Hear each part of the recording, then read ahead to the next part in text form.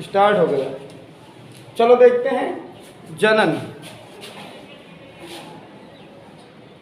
देखो चैप्टर का नाम है जीवों में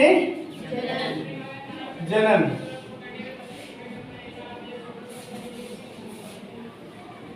तो सबसे पहले हम जीव जानते ही हैं आप लोग। जीव क्या होते हैं? जीव कौन होते हैं, किसे कहते हैं? जिसमें, हाँ सरल भाषा में जिसमें जीवन पाया जाता है उसे ही जीव कहते हैं। अब जीवों में पादप जगत, जंतु जगत ये भी तो आते हैं।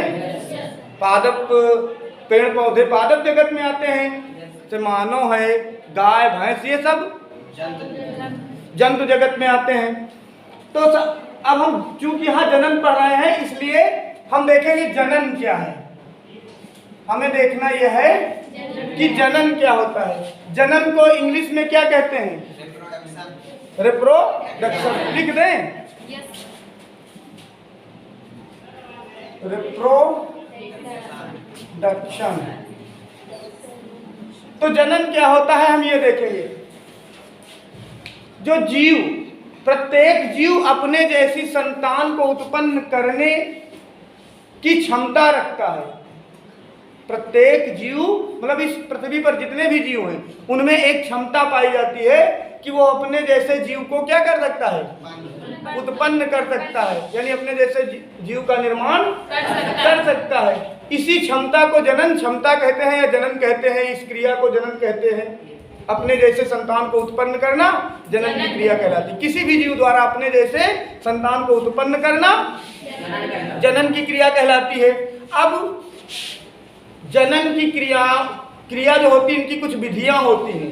अलग अलग जीवों में अलग अलग विधियों से जनन होता है।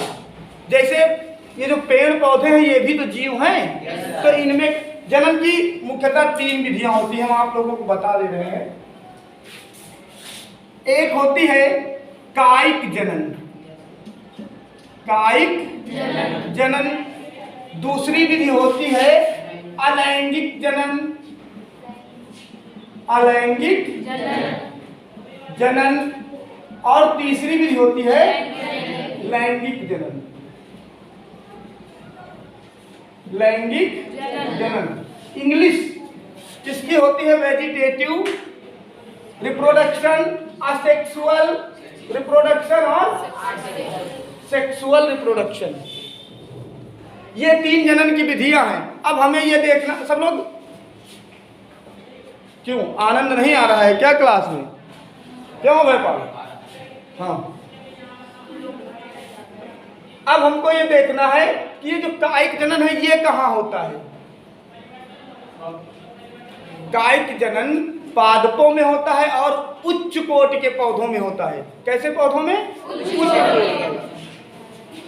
है क्या कायिक जनन? मतलब ऐसे भागों के पौधों के जो प्रारोह होते हैं, प्रारोह समझ रहे हो?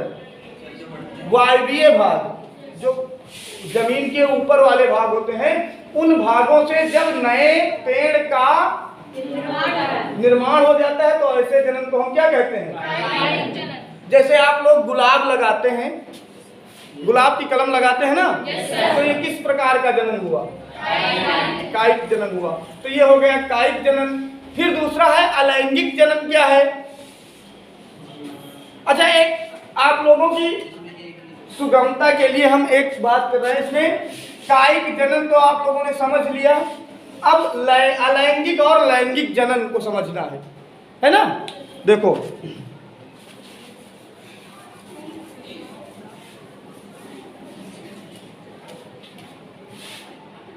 इधर लिख, पहले हम समझ रहे हैं लिंग। इसके लिए हमें समझना होगा लिंग, है ना? तो जहां भी लिंग की बात आती है, नर या मादा, तब तुरंत हमारे दिमाग में ये बात आती है नर या मादा। तो एक है लैंगिक जनन, लैंगिक, यही से बना है लैंगिक, लिंग से लैंगिक, लैंगिक जनन। और इधर अलैंगिक जनन। अलैंगिक जनन। अब देखो आ का मतलब क्या होता है? आ का मतलब के बिना, यानी जिसमें लिंग के बिना जनन हो, अर्थात नर और मादा की जरूरत ना पड़े। जिस प्रकार के जनन में नर और मादा की आवश्यकता ना हो उसे हम क्या कहेंगे? अलैंगिक जनन कहेंगे। और जिसमें नर और मादा की आवश्यकता हो उसे हम लैंगिक जनन कहेंगे। समझ रहे हो ना? अब देखना यह है कि अलैंगिक जनन, कायिक जनन तो आपने पढ़ लिया कि उच्च कोटि के पादपों में होता है ना? लेकिन अब हमें पढ़ना है कि अलैंगिक जनन किसमें होता है। तो ये निम्न कोटि के जीवों में होता है। निम्न कोटि के जीव मतलब जैसे जो ज्यादातर एक कोशिकीय जीव है उनमें होता है। चलो उदाहरण हम आपको दे रहे हैं अमीबा।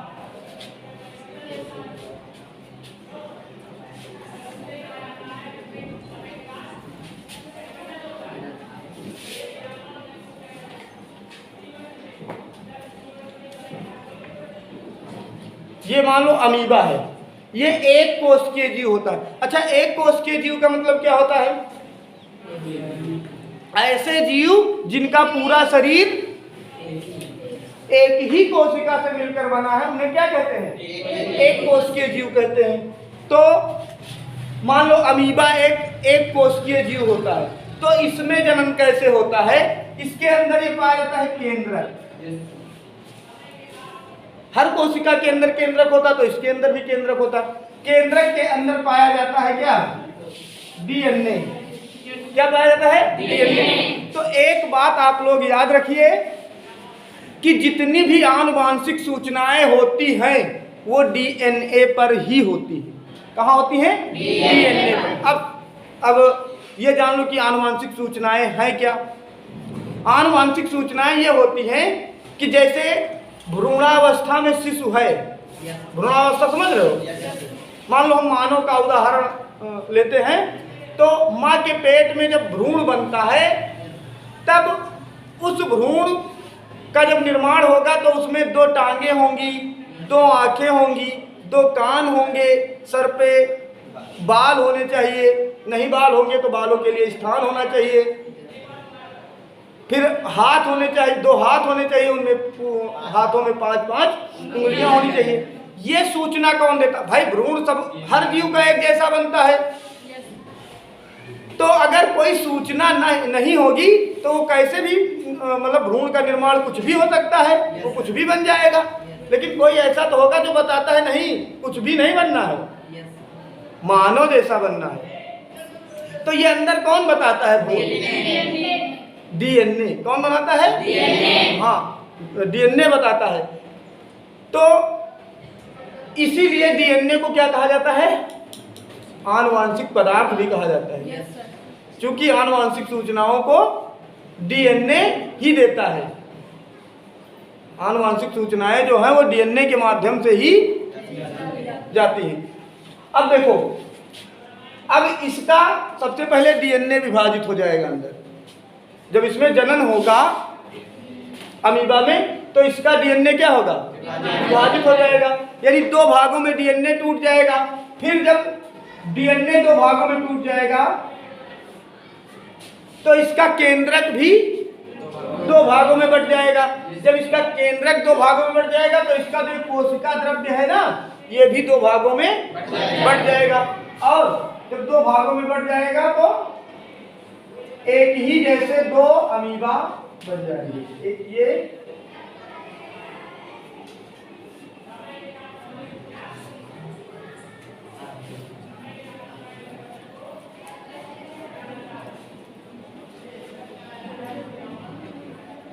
अब एक अमीबा से 2 अमीबा बन गए। अब देखो जो डीएनए था वही डीएनए यहाँ है कि नहीं? इसमें भी डीएनए होगा, होगा कि नहीं? डीएनए जो डीएनए था वही डीएनए होगा कि नहीं? इसमें होगा ना। तो जैसे ये है मतलब जो लक्षण इसमें है वही लक्षण इसमें आएंगे कि नहीं, क्योंकि सेम डीएनए, यही डीएनए दो भागों में बटा है, इसलिए जो लक्षण इसमें थे वही लक्षण इसमें भी। इसलिए जैसे मतलब जैसा ये है सेम उसकी प्रतियां, जिसको आप फोटोकॉपी कहते हैं, ये जो संतानें होंगी ये इसकी फोटोकॉपी होंगी मतलब सेम वैसे ही। क्यों? क्योंकि इनका डीएनए एक है। तो ये तो हो गया अलैंगिक जनन। इसमें कहीं नर मादा की जरूरत पड़ी? नहीं जरूरत पड़ी ना। अब हम देख लेते हैं तुलनात्मक ढंग से, यानी साथ साथ इसकी भी तुलना करते हैं लैंगिक जनन। अब देखो लैंगिक जनन में हम दो उदाहरण साथ में लेते हुए चलेंगे। एक पौधों में, किसमें? पौधों में, और दूसरा मानव में। ठीक, यानी जंतु जगत और पादप जगत दोनों को साथ में लेकर चलेंगे। तो ये कैसे होता है? अब चूंकि यह है लैंगिक जनन, कैसा जनन है? लैंगिक जनन। तो लैंगिक जनन में नर और मादा दोनों की जरूरत होगी। तो पौधों में इधर हम लिख दे रहे हैं नर, इधर मादा, ठीक। और मानव में भी इधर हम लिख रहे हैं नर और इधर मादा। बीच से हम डिवाइड कर रहे हैं, नहीं दिक्कत हो जाएगी। अब देखो नर से निकलेगा नर युग्मक। नर से क्या निकलेगा? नर युग्मक। स्वाति, नर से निकलेगा नर युग्मक और मादा से निर्माण होता है मादा युग्मक। तो जो ये पौधे में नर युग्मक होता है इसको क्या कहते हैं? इसको कहते हैं परागकण। क्या कहते हैं? परागकण। परागकण। और मादा का जो युग्मक होता है उसको क्या कहते हैं? नहीं, परागकोश नहीं कहते, अंडकोशिका। क्या कहते हैं? अंडकोशिका। क्या कहते हैं? अंडकोशिका। इसका जो युग्मक होता है, यानी पौधों में मादा युग्मक को क्या कहते हैं? ये सब बातें ध्यान से सुनिए, यहीं से तो क्वेश्चन फंसा देता है। तो पौधों में जो मादा युग्मक है उसको क्या कहते हैं? और नर को परागकण। अब परागकण और अंडकोशिका, मैंने बताया था परागण की क्रिया होती है और फिर बीजांड के अंदर निषेचन पढ़ाए हैं ना। बीजांड के अंदर जब ये परागकण जाता है, परागकण से जो कोशिकाएं हैं वो जब पहुंचती हैं तो अंड कोशिका से संयोग करती हैं और निषेचन की क्रिया संपन्न हो जाती है। निषेचन की क्रिया के बाद अब जब दोनों मिलेंगे तब यहाँ क्या बनेगा? क्या कौन सी क्रिया होगी? निषेचन। निषेचन के बाद बनेगा भ्रूण। क्या बनेगा? भ्रूण। और भ्रूण के बाद फिर बनेगा बीज। क्या बनेगा? बीज। और बीज से अगर हम जमीन में उसको बो देंगे तो नया पौधा। तो ये तो हो गया पौधे में लैंगिक जनन। समझ में आया? अब इधर देखते हैं। अच्छा एक बात और देखो, आपने अलैंगिक जनन में ये देखा था कि जो लक्षण इसमें है सेम वही लक्षण इसमें भी आ रहे हैं। वैसे फोटोकॉपी होता है। मतलब अलैंगिक जनन की जो संतानें होती हैं वो क्या होती हैं?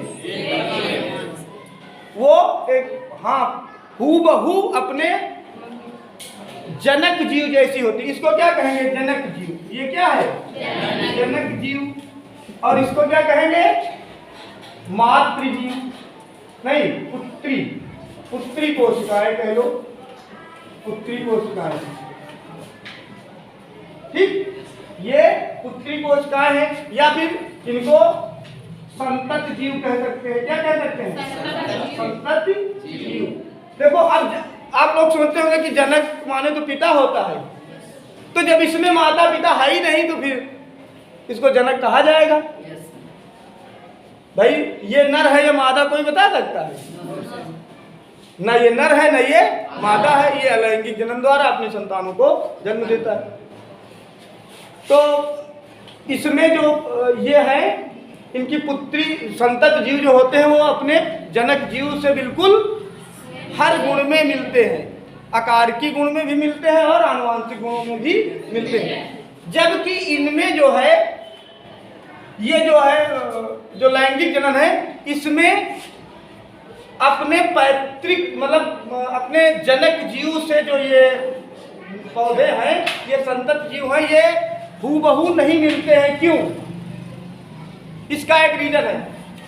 मान लो मैंने आम का पेड़ मान लिया, तो एक आम ये होता है खट्टा, ठीक, और एक आम है मीठा।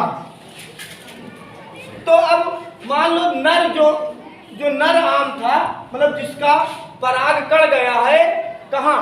खट्टे वाले आम की वर्तिकाग्र पर। तो इसका जो नर हुआ वो खट्टा हुआ, मादा मीठा हुआ। तो अब जो खट्टा और मीठा मिलेगा तो ये तो है नहीं कि केवल खट्टा अपना प्रभाव दिखाएगा या मीठा अपना प्रभाव दिखाएगा, दोनों दिखाएंगे ना। तो दोनों का जब मिक्सचर हो जाएगा तो आम जब बनेगा तो वो होगा खट्टा मीठा। आम कैसा होगा? खट्टा और मीठा। तो अब अगर देखा जाए कि इनके पितृ मतलब जो जनक जीव थे वो कैसे थे, तो इनकी माता का स्वाद खट्टा मीठा था और हाँ जो नर वाला जीव था उसका मीठा था। तो न तो ये अपनी माता से मिल रहा है पूरी तरह से और ना ही अपने पिता से, है ना। तो इसलिए इसमें जो जनक संतत जीव होते हैं वो अपने जनक जीव से पूरी तरह हूबहू नहीं मिलते, इनमें कुछ अंतर आ जाता है। ऐसे हम मनुष्य में देख लेते हैं, नर और मादा। अब मनुष्य में देख लो, मनुष्य में जो नर युग्मक है उसको क्या कहते हैं? मनुष्य में जो नर युग्मक है उसको क्या कहते हैं? पता है किसी को? शुक्राणु। क्या कहते हैं? शुक्राणु। और मादा युग्मक को क्या कहते हैं?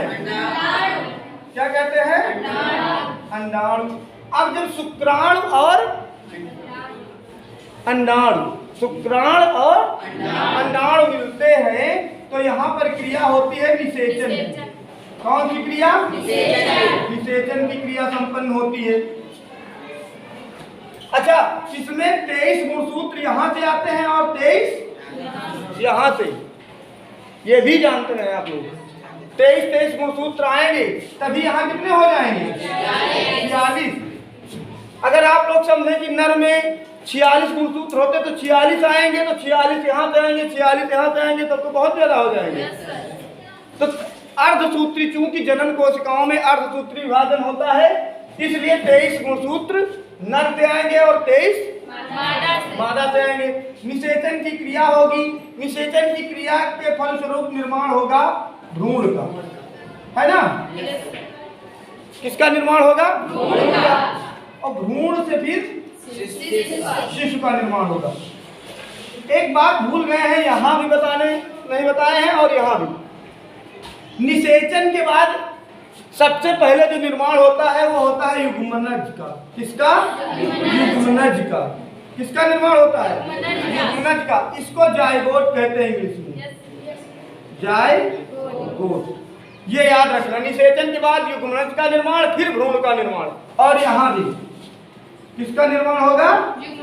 जायगोट। पहले निषेचन, निषेचन के बाद जायगोट का निर्माण होगा, फिर भ्रूण का निर्माण, भ्रूण विकसित होकर क्या बनाएगा? शिशु बनाएगा। अब मानव में भी यही होता है। मान लो माता का शरीर, हाँ कोई भी हम गुण ले लेते हैं, माता जो है, माँ जो है वो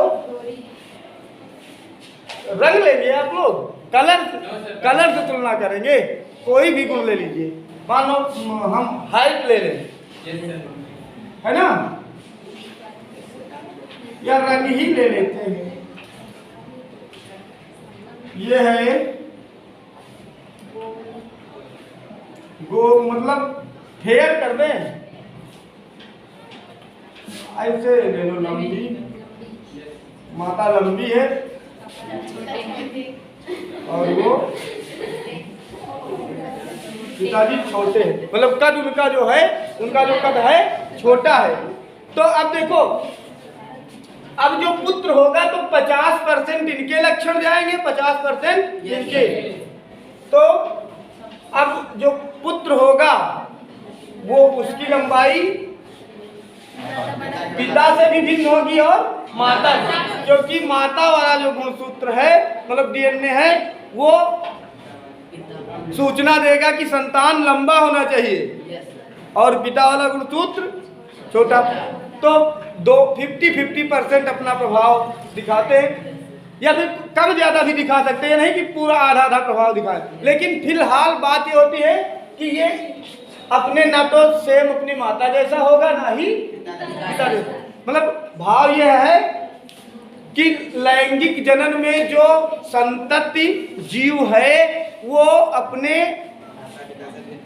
जनक जीव के जैसा हूबहू ऐसा नहीं होता, वो उनके गुणों से भिन्न होता है। ये है।